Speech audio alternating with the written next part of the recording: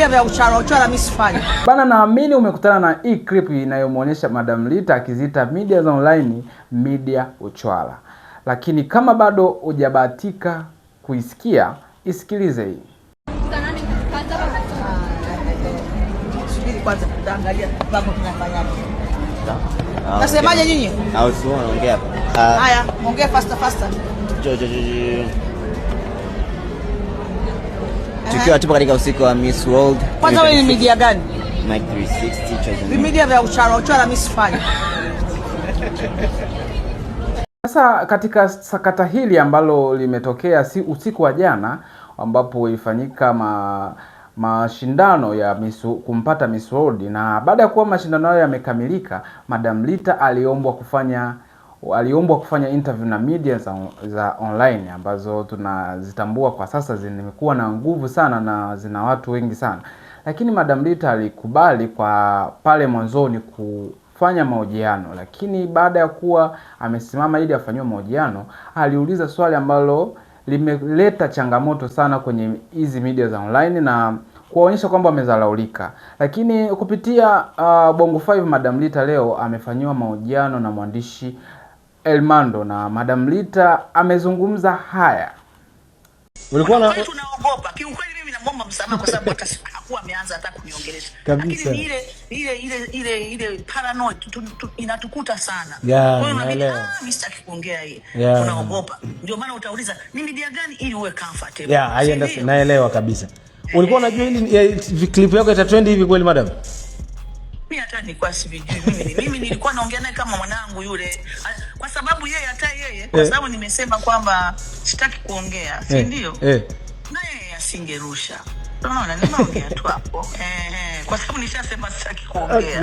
Lakini huenda labda unajua madam, huenda asingerusha pia then watu wangeendelea kueneza habari za uongo. Lakini huenda kurusha pia imefanya wewe pia kuja clarify kumbe hukuwa na nia mbaya. Wala. Ndio maana yake inawezekana imerushwa pia imesaidia. Watu wengine ambao wanafanya hivyo vitu na am I lying kama hawapo wa aina hiyo? Wengi sana. Yaani hiyo huko sahihi. Mpaka basi.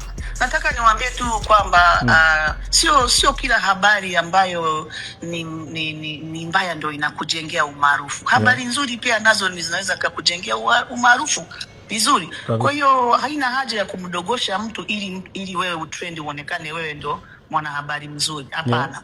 Kwa hiyo unaweza ukaandika habari vizuri na ukakuwa mwandishi mzuri ambaye wewe ndo unaandika habari nzuri na ukatrend ukawa maarufu. Kwa hiyo kuna hiyo dhana kwamba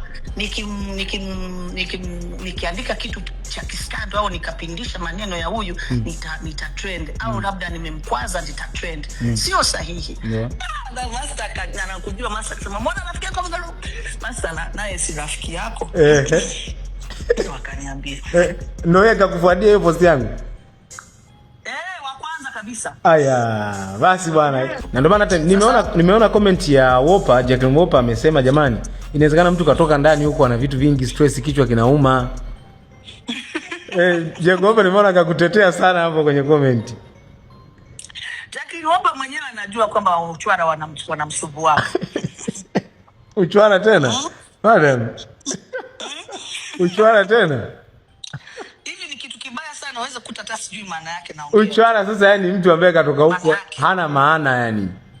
Hivyo? Hana maana katoka huko sweet yani uchwara. Yani kanjanja mtu ambaye sio professional yake, sio kazi yake, kavamia tu tasnia ya watu. Kwani si wapo? Je, una maoni gani kuhusiana na sakata hili? Madam Rita alikuwa yuko sahihi au hakuwa sahihi?